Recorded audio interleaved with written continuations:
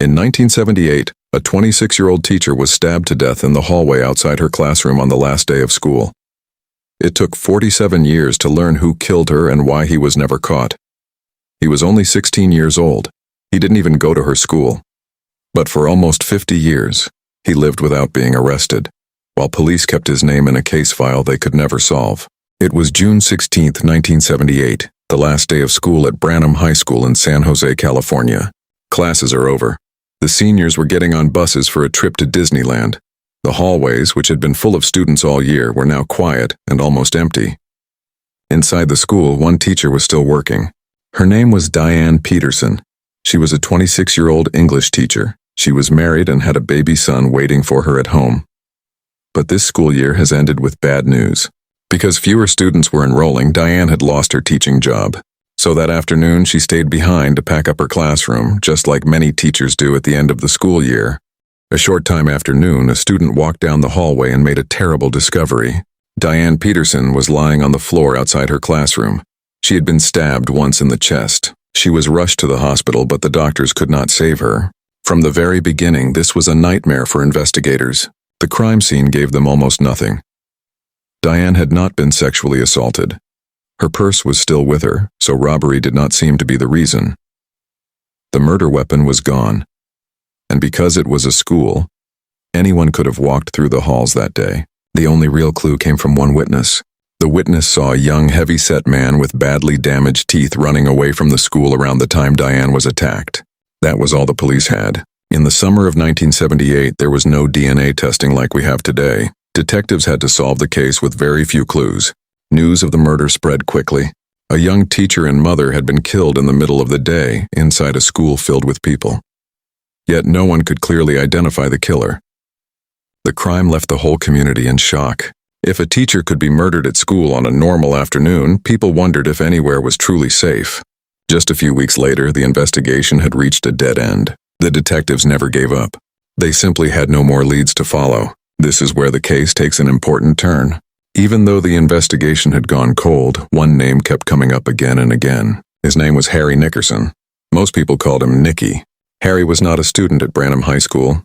He was born in West Virginia in 1962. Later, his family moved to San Jose, California. By then, local police already knew the Nickerson family well. Officers were often called to their home because of reports of violence. Harry also had a reputation for losing his temper quickly. He left school after the 8th grade. In June 1978, Harry was just 16 years old, the same age as many students at Branham High School. 4 days after Diane Peterson was murdered, Harry was arrested for an unrelated crime. While he was in custody, detectives noticed something. His booking photo looked very similar to the sketch made from the witness's description. He had the same body shape and a similar face. Police questioned him about Diane's murder. Harry strongly denied any involvement. He said he did not kill Diane Peterson. He also denied owning a knife. That was the problem investigators faced again and again. Looking like a sketch was not proof. Denying the crime was not a confession. Without solid evidence, the case could not move forward. So the investigation slowly came to a stop. Harry Nickerson was released and Diane Peterson's case remained open, but with no answers. But Harry's name never disappeared. Not long after the murder, one witness told police that Harry had confessed to killing Diane. The witness also claimed Harry carried a knife with the words, "Teacher dear," scratched into it. Police never found the knife. The story could not be confirmed, but detectives kept the information in the case file. Then, in 1983, 5 years after the murder, the parents of a former Branham High School student came forward. They said their son had seen the attack. For a short time, it looked like the case might finally be solved. But when police questioned the son, he denied ever saying that. Once again, investigators were left with nothing they could prove. Years later, Deputy District Attorney Rob Baker explained the problem. Investigators had suspected Harry Nickerson for a long time, but suspicion alone was never enough to charge him with murder. We had a strong suspicion, but there just wasn't enough to file charges in that case. Then, in 1984, another witness came forward. The witness claimed Harry had admitted killing Diane after she caught him during a drug deal. Once again, there was no evidence to prove the story. The investigation reached another dead end. While the murder investigation went nowhere, Harry Nickerson's life became more violent.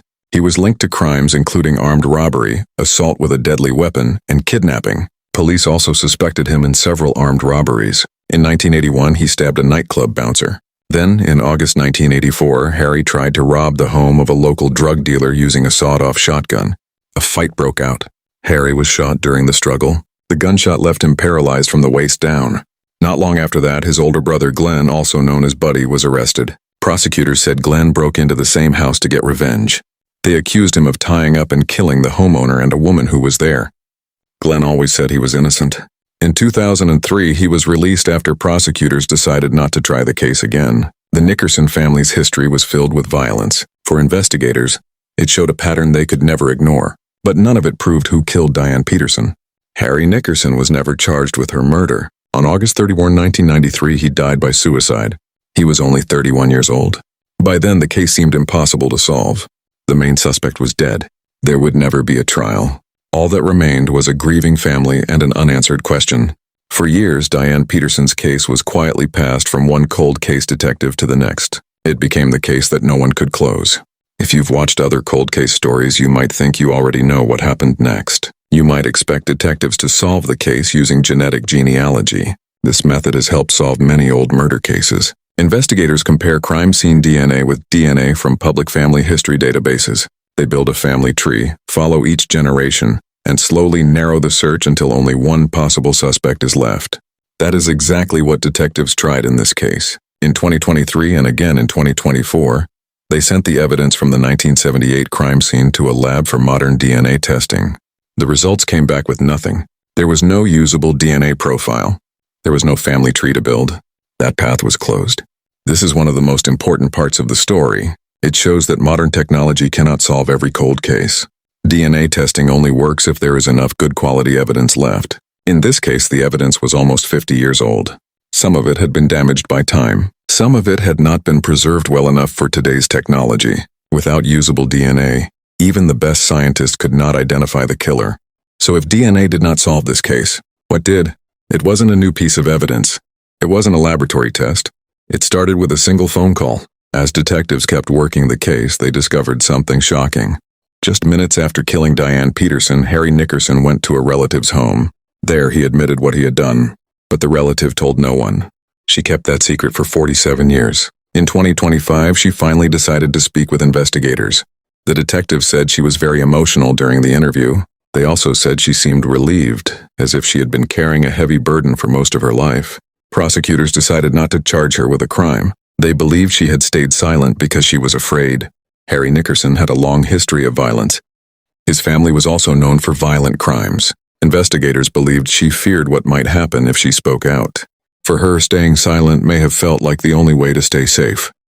What made her story different from all the rumors over the years was the amount of detail she gave. According to Deputy District Attorney Rob Baker, she described parts of the murder that had never been made public. Those details could only have come from someone who had spoken directly with the killer. The person has been keeping the secret for decades. This person was a close person to Mr. Nickerson. That made her statement far more believable than the many stories detectives had heard before. This case teaches an important lesson. Not every cold case is solved by new technology. Sometimes the biggest breakthrough comes from a person who is finally ready to tell the truth. Cold case detectives know this. That is why they keep returning to old witnesses, family members, and people connected to a suspect. Sometimes the missing evidence is not hidden in a laboratory. Sometimes it has been locked inside someone's memory, waiting for the day they finally feel safe enough to speak. There was no arrest in this case. Harry Nickerson had been dead for more than 30 years. But on June 2, 2025, the Santa Clara County District Attorney's Cold Case Unit and the San Jose Police Department held a press conference. They officially announced that Harry Nickerson was the man who killed Diane Peterson. Many people asked the same question. If the suspect was already dead, why solve the case now? Deputy District Attorney Rob Baker gave a simple answer. A cold case is not only about putting someone on trial, it is also about giving victims and their families the truth. Even if there is no courtroom and no prison sentence, the family deserves to know what happened. One part of this story makes it even more heartbreaking. After Diane's murder, Harry Nickerson did not disappear. He stayed in the same area. Over the years, he was linked to more violent crimes, including robbery, kidnapping, stabbing a bouncer, and an armed home invasion that left him paralyzed. For 15 years after Diane was killed, he continued to come into contact with police. But no one could prove he had murdered Diane Peterson. The missing piece of the puzzle stayed hidden inside a relative who was too afraid to speak. Harry Nickerson died in 1993. He never faced trial. He never admitted his crime in court, and he never answered for the murder of Diane Peterson. When Diane Peterson was murdered, her son was only a baby. He grew up without his mother. For almost 47 years, he also grew up without knowing who killed her. Michael Leininger, a retired law enforcement consultant, remembered the case from when he was a teenager. Some of his friends had gone to Branham High School. Years later, he became a police officer in San Jose. He said Diane's case stayed with him for many years. He always felt it was heartbreaking that her family never had answers. And I had friends that attended that school, and I remember we all talked about it. And then over the years, and I always felt it was such a shame that the family never received peace and that the murderer was still possibly at large and had seemingly gotten away with it. In the end, this story is about more than Harry Nickerson. He died in 1993. He never stood before a judge. He never faced a jury. He never answered for what happened on June 16, 1978. Legally, the case never had the ending most people hoped for. There was no trial. There was no guilty verdict. There was no prison sentence. But the story still found another kind of ending. The truth. For 47 years, Diane Peterson's family lived without knowing what had happened. That unanswered question stayed with them every single day. Then, in 2025, everything changed. Not because of DNA, not because of a courtroom, but because one person finally found the courage to tell the truth after keeping a secret for nearly half a century. Michael Leininger said that investigators never gave up. They kept working the case until they found the answer. Law enforcement has not given up, does not give up, and they'll keep going, and they'll keep going until they get a resolution. And sometimes justice does not come with handcuffs. Sometimes justice begins with finally knowing the name of the person responsible. 47 years is a long time to wait for the truth. For Diane Peterson's family, the wait was finally over. If you know anything about an unsolved case in your area, don't assume it's too late. Many police departments and cold case units still accept anonymous tips. Even a small piece of information could help investigators find the truth. If there's a cold case you would like me to cover, especially one that hasn't received much attention, leave it in the comments. I read every comment, and many of the cases on this channel come directly from your suggestions. If you enjoyed this video and want to see more true crime stories like this, please subscribe and turn on notifications so you don't miss the next case. Thank you for watching, and I'll see you in the next video.